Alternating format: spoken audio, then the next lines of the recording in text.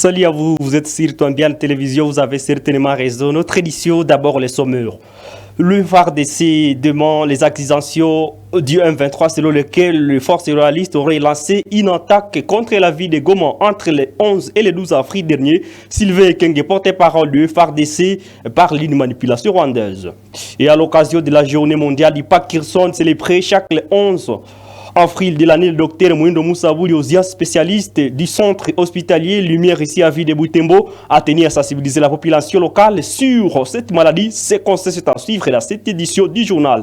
Et enfin, le bilan des compas du 1-23 dans la ville de Goma le week-end dernier est complètement alarmant. Le ministère congolais de l'Intérieur dresse un bilan choquant de 52 morts, dont un malade tué dans une structure médicale. C'est tout pour les sommaires. Restez branchés. Bienvenue aux détails.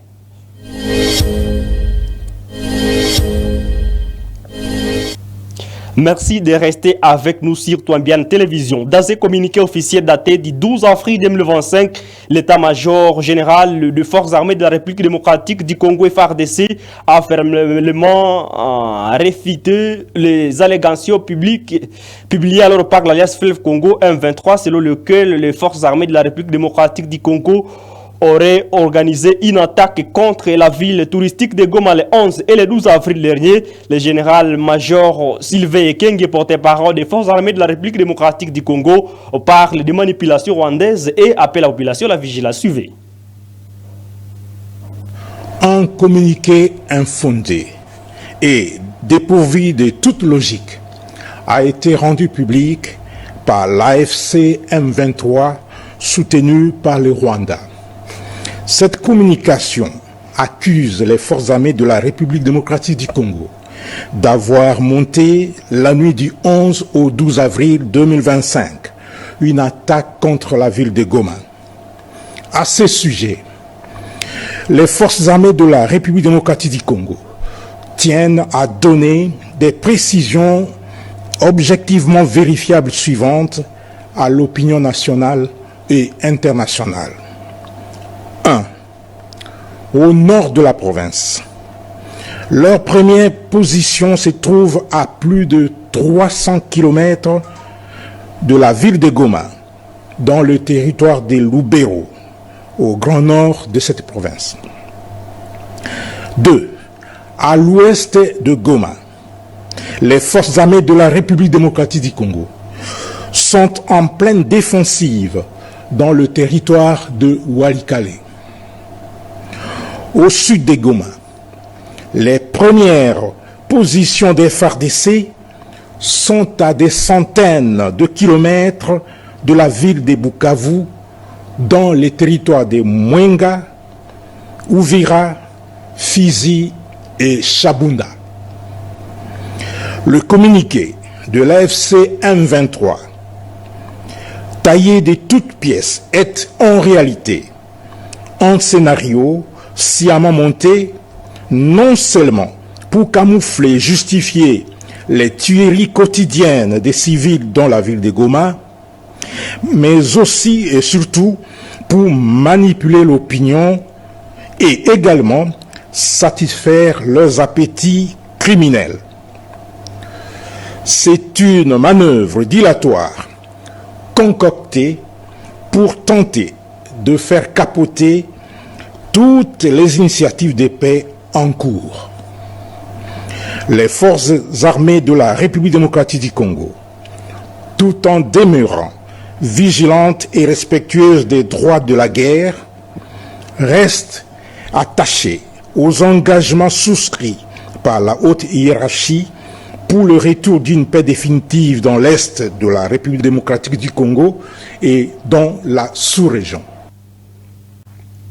Et le ministère de l'Intérieur, Sécurité et Affaires coutumières ont tracé le bilan des affrontements du vendredi dernier dans la ville touristique de Goma, chef-lieu de la province Nord Kivu.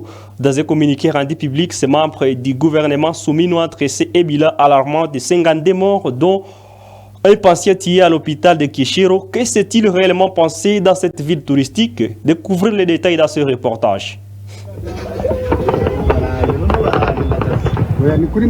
Les affrontements ont éclaté dans les quartiers d'Ochopré et Balindu avant de s'étendre d'autres parties de l'ouest de Goma. Des explosions ont résonné jusqu'au périphérique du territoire de Nyiragongo, sémant la panique parmi la population. Selon les sources sécuritaires, les hommes armés identifiés comme les éléments Zalendo, les militaires congolais FARDC auraient tenté une incursion dans la ville. Une confrontation s'en est suivie avec les rebelles M23 soutenus par le Rwanda qui contrôlent actuellement la ville.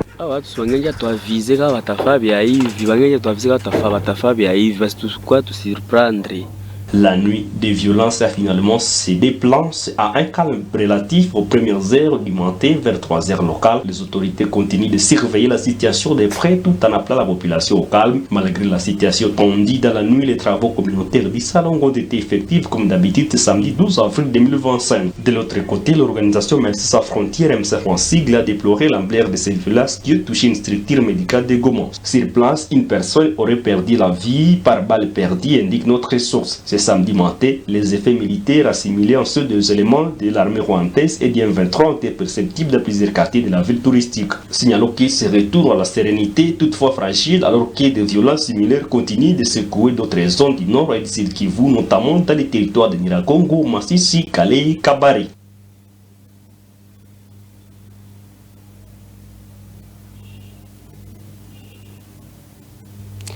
Et puis le coordonnateur des mouvements citoyens table ronde de Butembo Kakou Lekandou qui a suffi à exprimer des doutes quant à l'inefficacité des pourparlers en cours entre le gouvernement congolais et la rébellion du M23 lors d'une interview accordée à votre télévision en ce lundi 14 avril 2025. Il a qualifié ces négociations de perte d'État et insiste sur la nécessité d'une approche plus résolue pour résoudre cette crise sécuritaire. Notre source appelle plutôt le gouvernement congolais à plus investir dans son armée pour pallier en cette situation.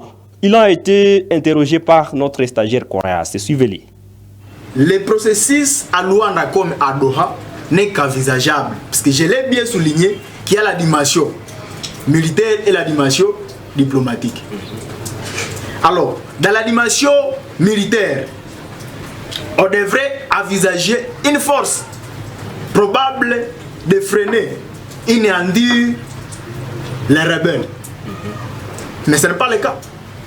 Il envisage une force au niveau de la diplomatie, alors que la diplomatie n'est qu'un fait supplémentaire sur la guerre. C'est que militairement, vous devez dominer avant d'envisager des processus pour vouloir entrer à pourparler avec l'ennemi qui est en train de vous agresser. Dès lors que l'armée n'est pas organisée sur ces points, même si nous pouvons avoir des partenaires qui peuvent toutefois faciliter les dialogues, les faits existent. Parce que les territoires pris par l'M23 sont toujours sous occupation du M23. Et c'est une façon d'ambienter la souveraineté. Et par conséquent, c'est la population qui en souffre. Alors nous nous disons, comment admettre qu'il y a un dialogue alors que l'ennemi progresse? C'est que c'est un jet de vouloir embrayer la population, voire même si le gouvernement n'est pas sérieux, ça sera aussi un jet de vouloir embrayer le gouvernement. Nous revenons dans l'histoire avec le phénomène à AFDEL. Ça n'a été aussi le cas. Il y a le marshal Mobutu, évidemment, qui s'est vu avec Laura. Mais ça n'a pas stoppé l'avancée de l'AFDEL. Fait de fait, ils sont partis jusqu'à Kinshasa. Aujourd'hui, ils sont à Walikale, à Walungu. Walungu, Walikale, c'est proche de Kisangani. Alors, ce que doit retenir les analystes, doit d'abord retenir qu'il y a des dimensions. La dimension bien sûr diplomatique, mais aussi la dimension militaire. Mais la dimension militaire prime toujours sur la dimension diplomatique. Puisque c'est prévisible, quand on n'a pas la force, on est toujours voué à l'échec. Et la bouche n'est pas d'impact quand il s'agit de la force. Quand il s'agit d'envisager une force, il y a un impact très positif comparativement quand il s'agit d'envisager le pourparler. Le président de la République démocratique du Congo, Félix Antoine Tshisekedi Tshilombo, a annoncé lors du Conseil des ministres du vendredi 11 avril 2025 que le prix des passeports congolais est désormais fixé à 75 $ américains. Cette décision vise à rendre le passeport plus accessible à tous les citoyens congolais, marquant ainsi une réduction significative par rapport au coût intérieur est souvent jugé excessive, compte-rendu du Conseil des ministres avec Patrick Mouaya, porte-parole du gouvernement. Le deuxième point de la communication du président de la République a porté sur la réduction du prix du passeport biométrique ordinaire. Fidèle à son engagement pris en 2019 afin de soulager nos compatriotes du poids financier lié à l'acquisition du passeport ordinaire biométrique, le président de la République avait alors décidé d'en réduire le coût à l'équivalent en francs congolais de 99 $ américains. Cette décision s'inscrivait dans une vision plus large de l'action publique, celle de rapprocher l'état des réalités quotidiennes de nos concitoyens en faisant de la justice sociale, de l'efficacité administrative et de la bonne gouvernance les piliers de notre gestion. Aujourd'hui, dans la même dynamique, avec la ferme volonté de rendre ce document essentiel encore plus accessible, le président de la République a pris la décision, après analyse des différents paramètres lui présentés, de ramener les prix du passeport ordinaire biométrique à l'équivalent de dollars américains, 75 $. Cette mesure, à forte portée symbolique et sociale, vise à garantir à chaque citoyen et chaque citoyenne un droit fondamental, celui de pouvoir s'identifier et circuler librement sans que des conditions financières n'en constituent un frein. Elle participe également d'une volonté politique affirmée de réformer l'administration au service de la population en la rendant plus équitable et plus inclusive. Son exécution devra se faire avec rigueur, équité et responsabilité en tenant compte des éléments suivants. La préservation des engagements contractuels en cours afin de maintenir la crédibilité de l'État et sa capacité à honorer ses obligations essentielles. La sauvegarde de la paix sociale en évitant toute démarche brusque ou précipitée susceptible d'affecter les agents impliqués dans la chaîne de production et des délivrances de passeports dont le rôle reste crucial. À cet effet, il a instruit la ministre d'État, ministre des Affaires étrangères, à engager sans délai une concertation approfondie avec le ministre d'État, ministre du Budget et celui des Finances. Par ailleurs, il est attendu que la ministre d'État en charge des Affaires étrangères soumette dans les meilleurs délais au gouvernement un calendrier clair et détaillé de mise en œuvre, comportant notamment la date précise du lancement officiel du nouveau passeport ordinaire biométrique avec la nouvelle tarification. Nous l'avons indiqué au sommaire de cette édition des formations à l'occasion de la journée mondiale du Parkinson célébrée chaque année le 11 avril. Le docteur Mwindo Moussavou, 11e spécialiste au centre hospitalier Limur de Butembo, a tenu à sensibiliser la population locale sur cette maladie. Lors de son intervention, ce lundi 14 avril 2025, il a clarifié plusieurs points concernant la maladie de Parkinson, notamment ses causes, ses symptômes et les moyens de prévention. Suivez-les dans cet élément sonore. C'est par définition, on appelle maladie de Parkinson. C'est une maladie neurodégénérative, progressive bien sûr, caractérisée par une destruction de certaines hormones, de certains neurones du cerveau, particulièrement les neurones dopaminergiques.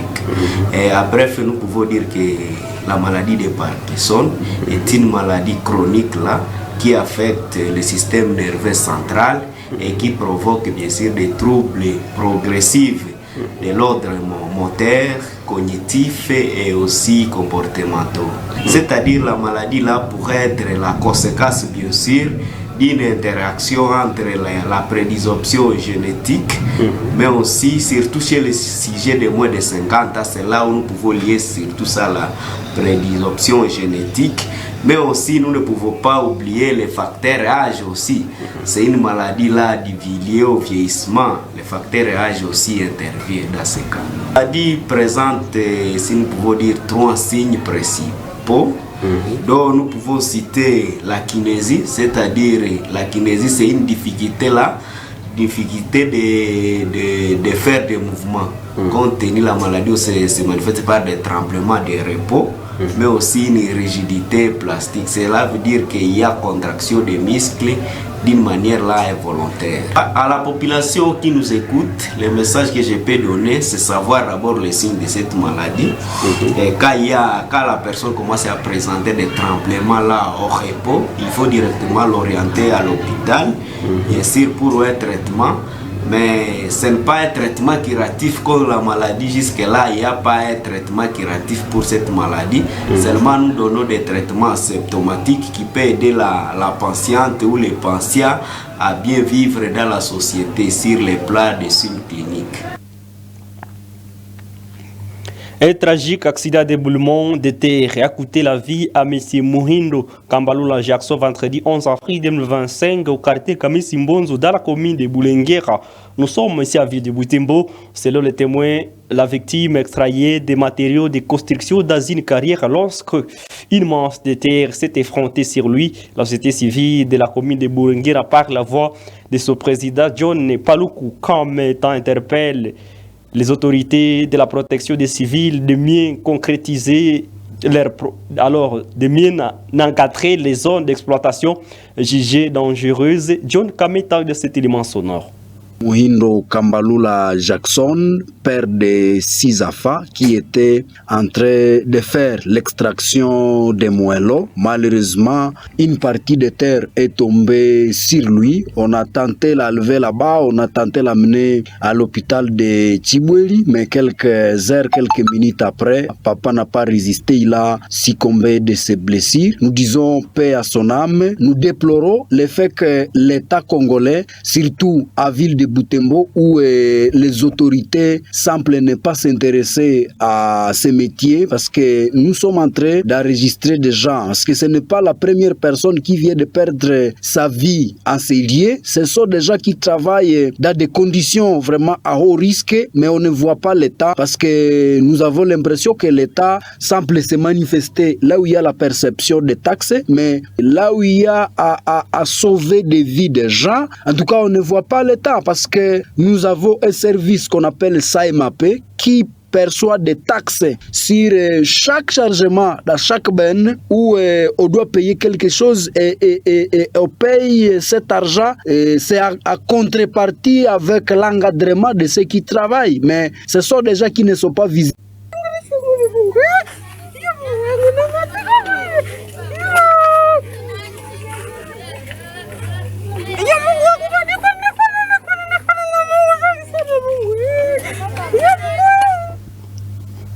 Et enfin, pour terminer cette édition de formation en marche d'une interview réalisée ce lundi 14 avril 2025, plusieurs jeunes filles ici de différents services et milieux étudiantés ont exprimé leur inquiétude quant à l'usage non responsable des réseaux sociaux. Si ces plateformes offrent de nombreuses opportunités, nos interlocutrices alors estiment que leurs méfaits prennent souvent le dessus. Elle pointe du doigt la désinformation et appelle à l'usage rationnel et responsable de ces réseaux sociaux. Suivez-les dans ces vox pop réalisés par Rose Zawadi. Les réseaux sociaux ont des avantages. Par exemple, pour nous les filles, nous vivons la vie de comparaison. Donc, nous nous comparons aux autres filles que nous voyons sur les réseaux sociaux. Par exemple, elles sont bien stylées. Elles sont belles, ça perd aussi de temps. Nous gaspillons le temps sur les réseaux sociaux. Par exemple, nous étudiants, au lieu d'étudier, nous pouvons gaspiller le temps sur les réseaux sociaux. Gaspillage d'argent pour acheter des mégas. Quand on est aussi sur les réseaux sociaux, la vie semble être exposée. Tu peux chaque fois mettre tout sur les réseaux sociaux alors que les gens sont là en train d'enregistrer des vidéos quelque part.